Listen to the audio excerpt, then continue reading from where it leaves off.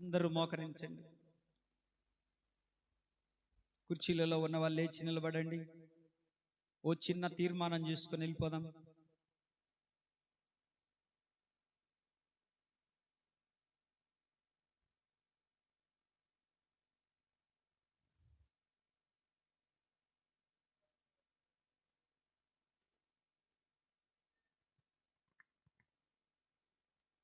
యవనస్తులంతా మోకరించండి. ఏమైంది, మీకు మోకాలు లేవా యవనస్తులకి?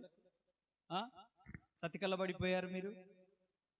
వాళ్ళంటే వయసు అయిపోయింది, వాళ్ళకి అనారోగ్య బలహీనతలు ఉంటాయి. మీకేమైంది? యవన బిడ్డలు మోకరించలేరా?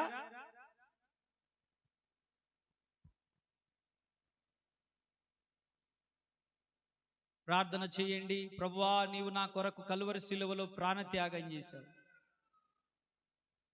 నేను నీ కొరకు ఏమి చేయలేకపోతున్నాను. కనీసం ఒక బలహీనత విడిచిపెట్టుకోలేకపోతున్నాను.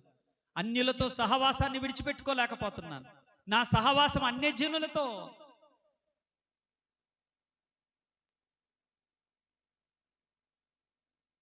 నేను త్యాగం చేయలేకపోతున్నానయ్యా.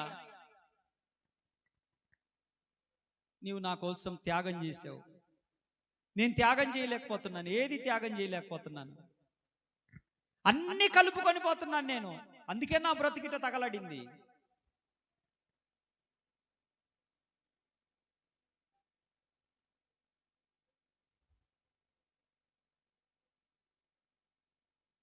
దేవుని సేవ వలన నీవు మేలు పొందావు.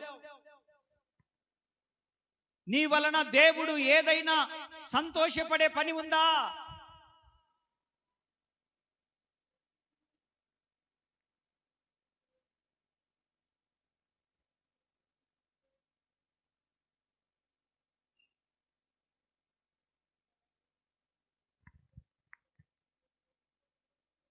ఏడవాలి అసలు ఇట్లాంటి విషయాలకు. అవును కదా, ఇన్ని సంవత్సరాల నుంచి నేను వస్తున్నాను. చిన్న బలహీనతను జయించలేకపోతున్నాను.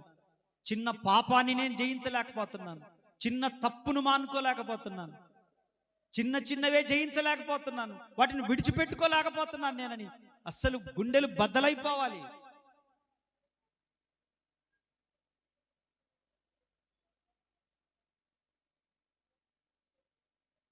నువ్వు దేన్నైనా విడిచిపెట్టుకుంటున్నావు.